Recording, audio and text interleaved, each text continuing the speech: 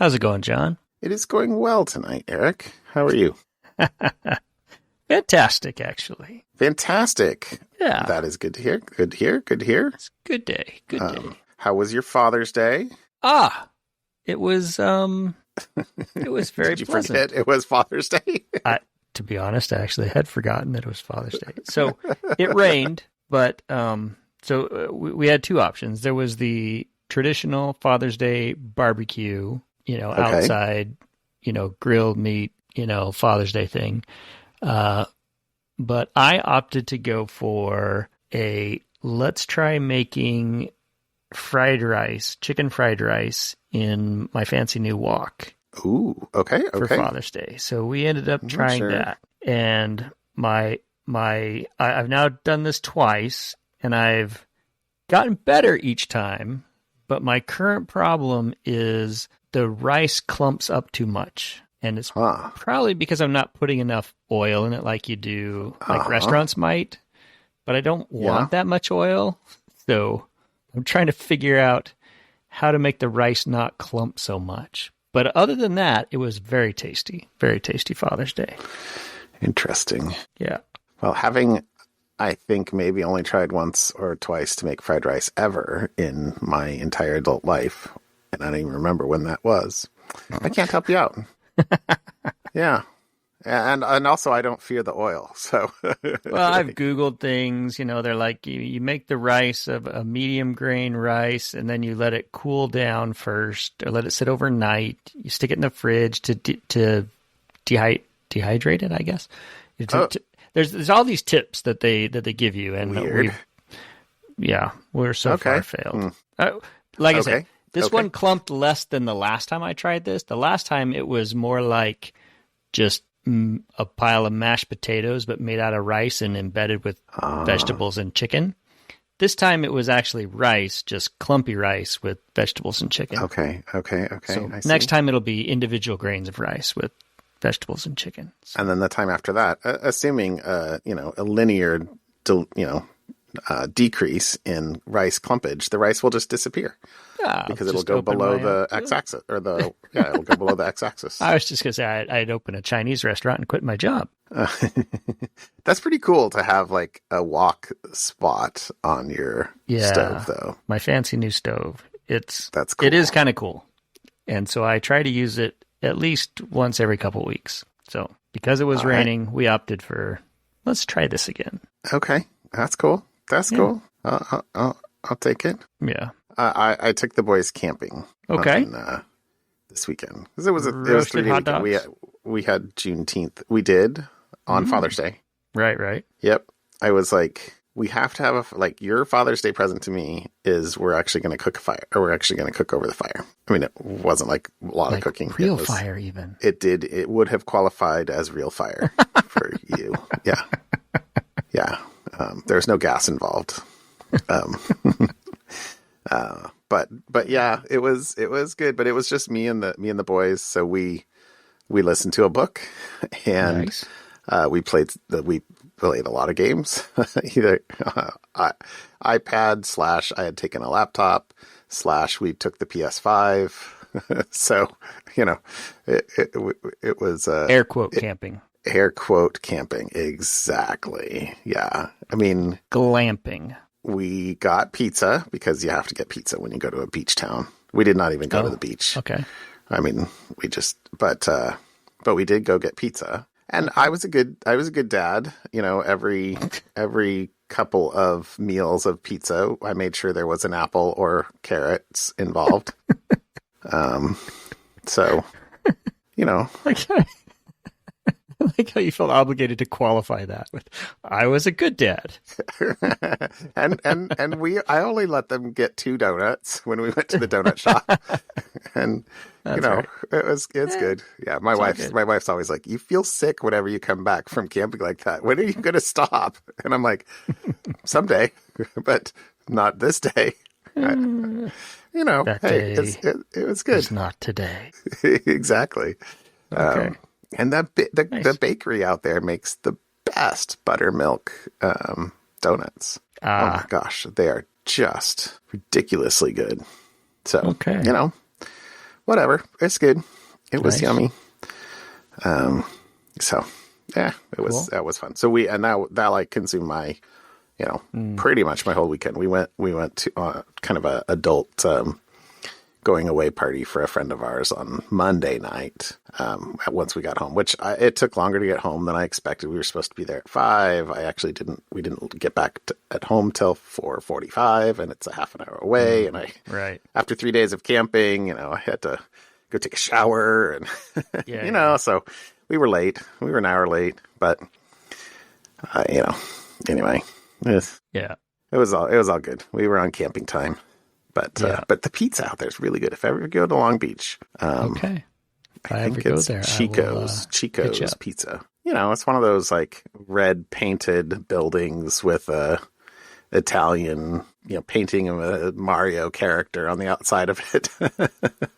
Like Nintendo Mario, or well, yeah, but like a cartoon. A cartoon plumber. A plumber. Well, it's a cartoon Italian plumber. Let's just say it's not a classic Italian restaurant. It's more a tourist Italian, but the pizza's really good. And okay. So anyway, it's good. Long Beach, Washington. So yeah, it's good. So Father's Day was Sunday.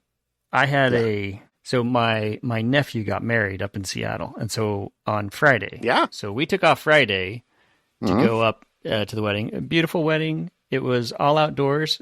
It rained, but not during the ceremony, which was the only part that wasn't covered. But the dinner and the the dancing and everything afterwards.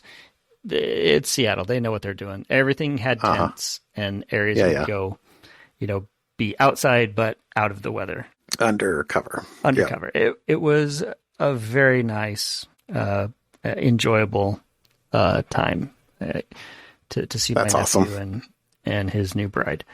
Then that was Friday, and then Saturday. But yeah, the but is Saturday. My wife loves baseball, and when we were up there, she's like, "You have to take me to a baseball game. The Mariners are in town. Let's go to a baseball game." Okay. I'm like, you're like, "Oh no, twist my arm." Yeah, I enjoy baseball as well, but so I'm like, okay, we'll just get tickets at the box office. It can't be that bad. You know what happened this weekend as well? Father's Day. You know what are big gifts for fathers? Apparently taking baseball your kids tickets. to the baseball, or taking your dad to the baseball game. Apparently, because I just thought, it's Saturday, it'll be an afternoon game. I ought to, even if I get like the 300 level tickets up. You're like nosebleed. We'll just go. It'll be fine.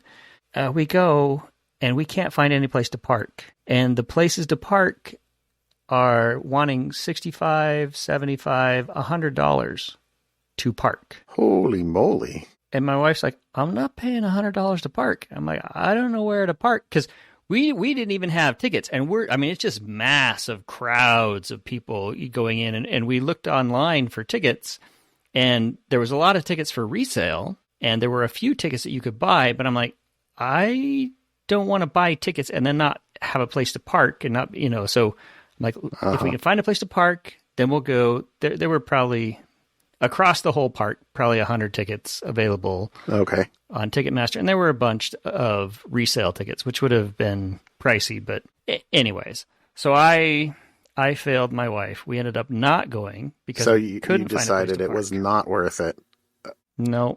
And so she's like, well, I'm in Seattle. We better do something. So, all right. She said, well, how about we go see the Ujimai? It's the Japanese store, Japanese grocery and Japanese store. It's got it's like a Target with groceries, and it's a Japanese one.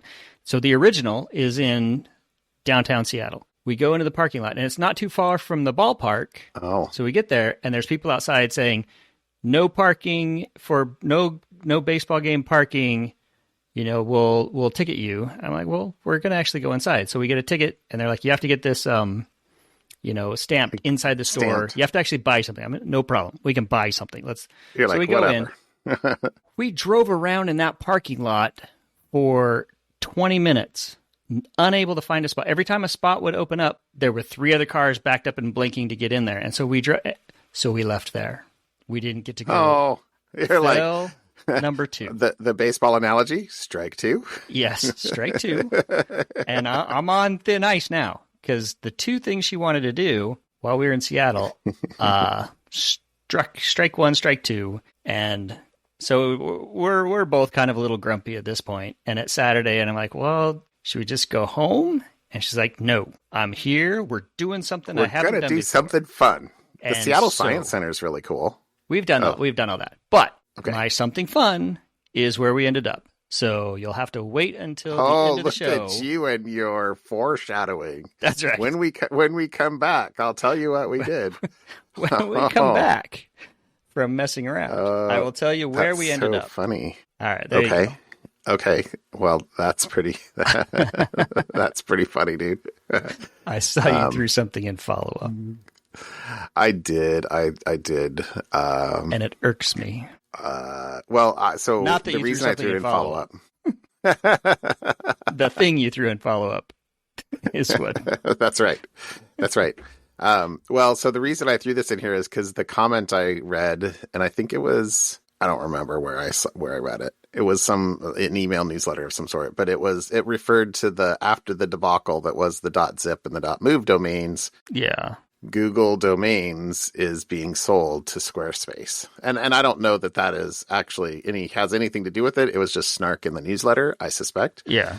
But it is true. Last Thursday, June 15th, it says, we want you to be aware of important upcoming changes to your Google Domains account. On June 15th, 2023, Squarespace announced its intent to purchase domain registrations and related customer accounts from Google Domains. So that was a raspberry. Boo. I have mostlysecurity.com is registered with Google Domains. So is mostlysecurity.net. So are all 20 of my domains that I keep for no apparent reason other than to give Google money. Now I'm going to have to give that to Squarespace, I guess. I have 2 domains three. No. Crap. I need to know. I need to look at where. I think I only have 2 domains at Google Domains. Well, I love Google Domains. I have email forwards up the wazoo. I do a lot of redirection. They're very nice for building super fast, super quick, GitHub pages, hosted websites, CNAME, all that good stuff. It just works. And I'm worried that Squarespace is not going to be as friendly or usable as Google Domains was. Because Google Domains was bare bones, and that's really all I want. Squarespace is going to add a bunch of fancy frou-frou stuff and upcharge, Well, it's not as cheap as Google Domains. Correct. That's the other part. I think the article said something about they'll honor the charges for a year or something. Google's. Oh, I didn't notice that. Yeah, I read something where it said that they would honor Google's pricing for a year, but after that, no. So my count of domains is probably going to go down because Google Domains is also pretty cheap. Well, it is relatively easy to transfer domains between registrars.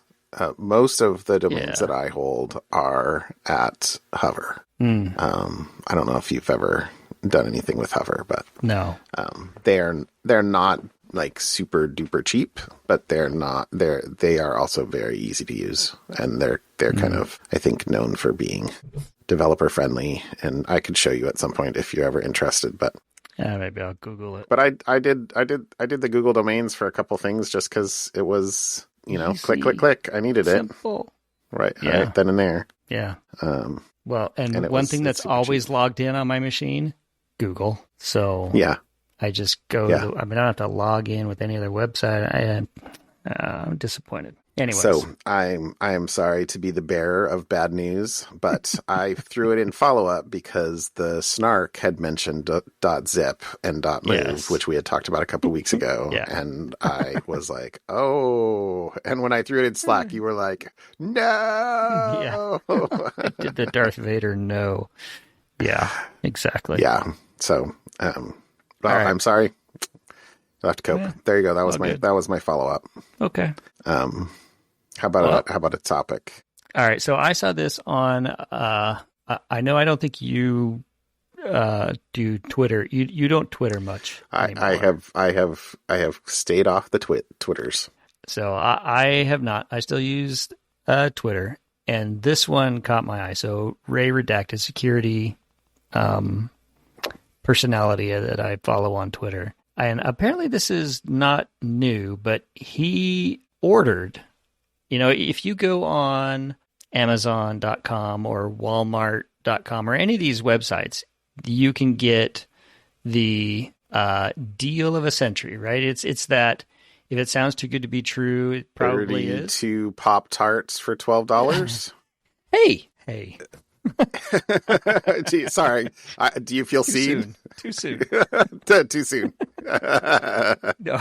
So, but he downloaded from AliExpress, was advertised. So, advertising a 30 terabyte. So wait, AliExpress 30 terabyte, right? All right. So this is the one that he ordered, but you can find these on Walmart or Amazon. You can find these all over the place, the same ones.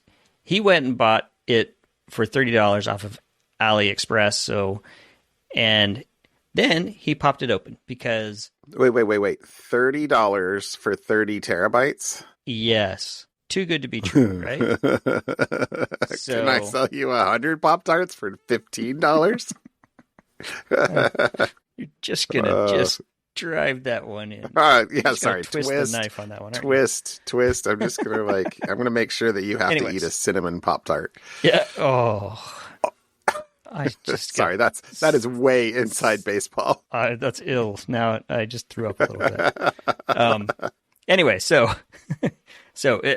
it's a portable SSD that claims to be 30 terabytes. So the long and the short of it is, so he pops it open and digs in, looks at the hardware, and basically what it turns out, it's a couple SD cards, micro SD cards. All right. Soldered to a board on the inside. And the firmware has been hacked. So these are probably only, 1 megabyte, 16 megabyte, not very big cards. But what they do is they hack the firmware so that when you plug it into your Windows machine, the firmware reports 15 terabytes or 30 terabytes, right? So it reports that it's way larger. So when you plug it in, you say, 30 terabytes. Yay, I'm going to back up a whole bunch of stuff. Not only do they do that it's like they spent all this extra engineering. They could have just probably paid for 30 terabytes. It wouldn't have been that much more. Anyways, so what it does in addition is it keeps your entire folder structure as you copy things over. It keeps the folder structure. But when it does the file writes, it just overwrites the same file over and over and over again. So the file structure and the directory readout all looks like it's supposed to. You can, go down the files. All blocks map to block 5, and it just overwrites block 5 over and over and over again in whatever the block storage device is. Yeah. And then, so when you go, so everything looks fine until you try to open a file that is, air quote, on the device. It will fail to open, right? So by this point, you have probably already spent your $30. It's been sitting in a box. It's now outside the return time. You're like, crap, I just got a bad version. I'll go order another one or something like that. So, oh my gosh. There's a whole bunch of these apparently all over the online stores. So just something to watch out for when you're buying external hard drives. Not necessarily a security specific thing, but if you're like, hey, 30 terabytes for $30, I'm in, you might just be a victim of a scam. So he ended up apparently putting it together and returning it what did he say? He actually, so you got to read the Twitter thread. It goes through, he basically does the unboxing. He pulls it apart, takes pictures of the whole thing, shows what's happening, shows the firmware, gets down to the bottom and returns it for money. And the seller actually responds with, sorry about that, and refunds the whole money. You must have got a bad one, and refunds the whole money. So they're just banking on people not returning them, I guess. Wow. But they took that one back. So anyways, things that sound too good to be true, a lot of times are. But the hilarious thing is the whole hacking the firmware to make it fake report larger numbers than it actually is, and have the firmware keep the folder structure and write the data on top of it itself over and over and over. Wow. So you think you've copied everything. Oh, some of the other things with it too that I noticed is they downgrade it to USB-C type 2, I think. So he did some math. He's like, so if I were to run a drive validation software, it would take 500 and some odd days to completely run the validation software, just because they slowed the speeds down so much. Oh, wow. Intentionally. Like, rather than do the high speed SD, and they're using cheap SD cards anyways, they're probably not that fast regardless. So they go through a lot of effort to build firmware, insert it, put it in a case, package it with both USB-A and USB-C adapter connectors, a cable. I mean, it's a big deal. I mean, why not just do the real thing? Wow. It can't be that. It seems like a lot of effort. I don't know, man. Software, the marginal cost of having hacked firmware is zero. They can then amortize that out across. Build these. You still got to build these. Yeah, but like, you're not buying a 15 terabyte hard drive for no, or for $15. Wow. Okay, I am scanning the Twitter thread. Yeah, that is crazy. All right, that is an awesome topic. Yeah. Yeah. It's probably good life advice though. Maybe don't look a gift horse in the mouth. You might have heard from maybe a couple hundred years ago, or don't buy a family pack of Pop-Tarts for super cheap. Sorry. All right. I shouldn't be teasing you on that. No, it's all good. I have 96 Pop-Tarts now. I'm good. No, I have 144 Pop-Tarts now. I'm doing just fine. That's gross. I am happy. Sorry, that joke was also brought to you by Dad Jokes TM. Perhaps I should have said that's a gross. Okay, so it took me a second, but I got it right as you were explaining it. Like, it's always good when you explain my dad jokes. Joke card. I should have got that sooner. Yeah. That's a gross. All right. So what did you bring? Clearly, nothing as fun as a. SSD card. That's brutal. That's wow. No, I chose this because my father sent me this article link, but it's because I'm going to go out on a very, very, very thick limb and say that you have a Oregon driver's license. Yes, I do. So this is millions of people in Louisiana and Oregon have had their data compromised in the sprawling cyber attack that has also hit the U.S. government, state agencies said late Thursday. So this is there was a bunch of agencies, they said, that were breached, including Department of Energy, U.S. Office of Personnel Management. It said potentially hundreds of other companies, state and federal agencies. I'm in Seattle at the wedding, and I get a text from my boy. Dad, is my stuff stolen? Like, what? And he sent me this article. Yeah. Like, and you're like, yeah, but you're probably fine. Probably. Not a whole lot anybody can do with that. At least not what you would have given them. Yeah. But it's probably, cut to a chase on this. It's always a good idea to have your credit frozen. Yeah. So, go.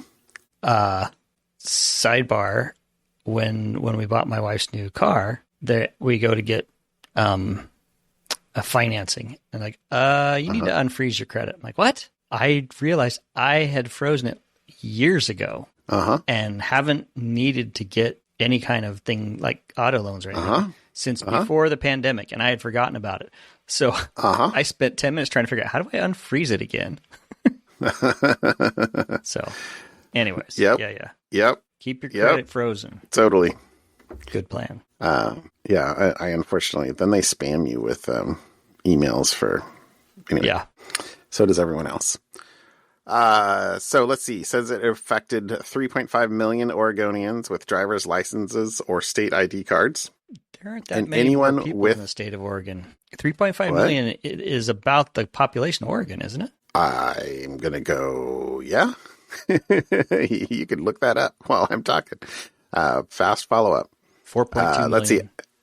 4.2? Yeah. So population. So 3.5 million drivers. 4.2 includes kids and non-drivers. Yeah. So pretty much everybody in the state of Oregon. That's there. That's what my assumption is, but didn't actually say that. It just said 3.5 million Oregonians with driver's licenses or state ID cards. And anyone with that documentation in Louisiana, authorities said. So the way that's phrased, maybe there's people in Oregon that don't, but I'm going to go with people whose records haven't been updated in a lot of years. I don't know. Anyway, it said, let's see, Casey Tingle, a senior official in the Louisiana governor's office, said Friday that more than 6 million records were compromised, while noting that that number is duplicative because some people have both vehicle registrations and a driver's license. Yes. I would say that many people have that. I guess if you own a car. Came from a flaw in file transfer software known as Move It. So you've got to move it. Which is evidently by Massachusetts-based Progress Software. Never heard of them. I don't know it. Nope. I'm gonna go with yet another abstraction over FTP. Yeah. Am I too full of like snark tonight? I don't know. I'm kind of tired. Maybe I need to go get some sleep. But anyway, it says, let's see, what else did I pull out of here? I already said multiple federal agencies. It said so far none of the breaches of federal agencies have been deemed serious. So, okay. The Oregon breach may include social security numbers and driver's license numbers. So that's the fraud potential or identity theft. So, go freeze your credit. And then the group that has claimed credit is known as CLOP, which it's interesting the way they phrased it. It says CLOP, the Russian-speaking hackers that claimed credit. So they're not Russian, but they're Russian-speaking. Speak Russian. So, okay. Are known to demand multi-million-dollar ransoms. And it said that they are being very aggressive with this. There was a quote here that said, one person with direct knowledge of the negotiations between CLOP and its victims said the hackers had in one case asked for more than $100 million from one corporate victim. An audacious number that was a non-starter. Yeah. So I don't know why, what's sort of behind that, but let's see. It says the hackers are being extremely aggressive, blah, blah, blah. And then several hundred companies and organizations could be affected by the hacking spree. There was other comments in there about the, sort of the investment in some of the cyber incident response infrastructure that they've put in place, and that, the U.S. government is better able today to respond to a cyber incident than they, were a couple of years ago. But yep. So there you go. That was the article. Okay. And I am very confident that I and my wife's stuff, identities are frozen, but I should go triple check just to make sure. Yeah. Go try to get a car loan. That'll tell you. I'm not super interested. Says the guy who needs his brakes fixed and whose car.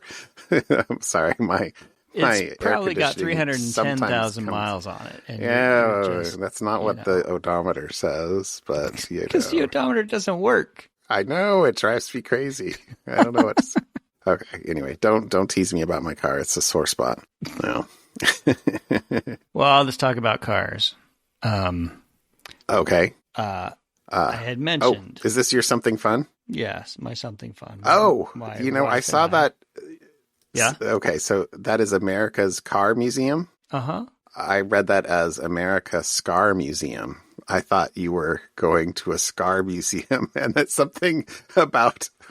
Okay, I don't know. I didn't click on the link. You generally tell me not to click on the link until like it gets to this point. But I really did think it was a scar museum, and I was trying to figure out what that was. It didn't even occur to me that could be a car museum. All right, dear listener, ignore the last 30 seconds of conversation. Completely ignore John. Let me follow through. You get to edit this time. You can cut this all out. So sorry. So we didn't get to the baseball game. We didn't get to the very first Uchimaya in Seattle. We ended up at America's Car Museum. Now, this is actually really kind of cool. It's not about scars. It's America's cars. And they have... So can I click on the link? Yeah, you can click on the link now. Anyways, so America's Car Museum is in Tacoma, and it's 5 floors. It's just a lot of classic cars. So they have a bunch of James Bond vehicles. They have cars from the early days. They have the Back to the Future DeLorean mobile in there. They have different types, and they have car clubs to come and display their cars out front. And so this, I guess, currently they're all about the Porsche. So it's a special display on Porsche vehicles, which I personally can't stand Porsches. But the rest of the cars in the museum, and she had never seen it. And so it's 4 floors of cars. And so you kind of go down a ramp, and there's cars along the side of the ramp, and then you go on a flat level, and there's cars on either side, and then you go down another ramp. So it's like tons of cars. I mean, hundreds of cars. And they have little plaques to tell you what the car is, what it was used for, what was unique about the car. So cars from the 20s, 30s, 40s, 50s, 60s, 70s, James Bond cars, a bunch of different cars that didn't do very well. There's some motorcycles, different types of motorcycles. There's different, some of the first horse and buggy type cars that were, you steered with a stick. It's actually kind of cool. So that was my something fun this week is America's Car Museum. If you enjoy automobiles at all, and you happen to find yourself in Tacoma, totally worth going to America's Car Museum and going up and down and checking everything out. So there's my something fun. That looks really, the pictures look cool. Yeah. Do you know what their annual gala is for fundraising? No. Wheels and Heels. Makes sense. That's pretty funny. Sorry. I'm looking at their 503c or 501c3. Right. I don't know what they're asking for here, but probably donations to America's Automotive Trust. Anyway, well, that is cool. I'm glad you found something. Yes. To do. That's not the same probably as going to a Mariners game. No. But I owe her a baseball game sometime. I have been informed. So we will be going to baseball somewhere this summer. I was going to say you can fly down to San Francisco and go to a Giants game or something. Yeah, we'll do something. Or yeah. Okay, that's cool. All right. Okay. What do you got? Well, so my something fun this week is so we listened to book 1 of this series this weekend with my boys, although I had already read book 1. This is the series that I'm currently reading. He Who Fights with Monsters. And okay. So as you can perhaps have told from the last few series that I've recommended, I'm reading a lot of sort of progression fantasy books these days. Mm-hmm. A lot on Kindle Unlimited, but I'm really enjoying them. They're all like like super light, like does not require 4 brain cells to knock together to follow the story. They're only 3, not 4. Really good. Yeah, no. And I forget if I said this on the podcast, but we listened to a couple of books in this genre from on the drive to the East Coast, and my wife was bored to tears. She was just like, "Please let's listen to anything else." But anyway, so the tagline for this is, "It's not easy making the career jump from office supply store middle manager to heroic interdimensional adventurer. At least Jason tries to be heroic, but it's hard to be good when all your powers are evil." Which they totally are. But so this is the series I'm reading at the moment. Really enjoying it. I just started book 5. And there are 9 out, and the 10th comes out in November. I do not know how many there are total, but Amazon really says 10, them. And 10 to answer 10 total. Yes, that the author's name is Shirtaloon. Shirtaloon, yes. How can you not like a book written by Shirtaloon? Dude named Shirtaloon. I am deficit in my obligation to, correctly portray the awesomeness of said author's handle. So anyway, oh jeez. Okay.